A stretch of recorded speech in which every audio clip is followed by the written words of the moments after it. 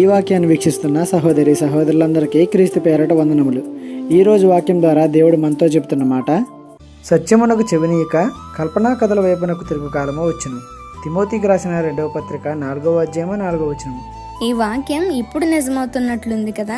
దేవుడు నడవమని చెప్పిన సత్య మార్గాన్ని బోధించడం మానేసి జనులను ఆకట్టుకునేలా కథలు చెప్పడం నేర్చుకుంటున్నారు నేటి బోధకులు.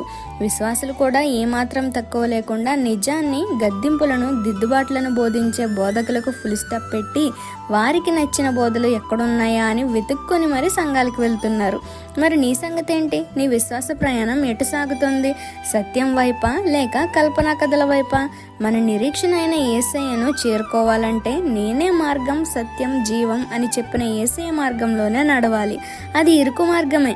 ఇబ్బందులు వస్తాయి, శ్రమలు వస్తాయి, కానీ తట్టుకుని నిలబడితే మాత్రం విశాలమైన ఆయన కౌగిట్లో చేరిపోయి అసలైన ప్రశాంతత, అసలైన సుఖమైన జీవితం ఆయన యొద్ద జీవించవచ్చు.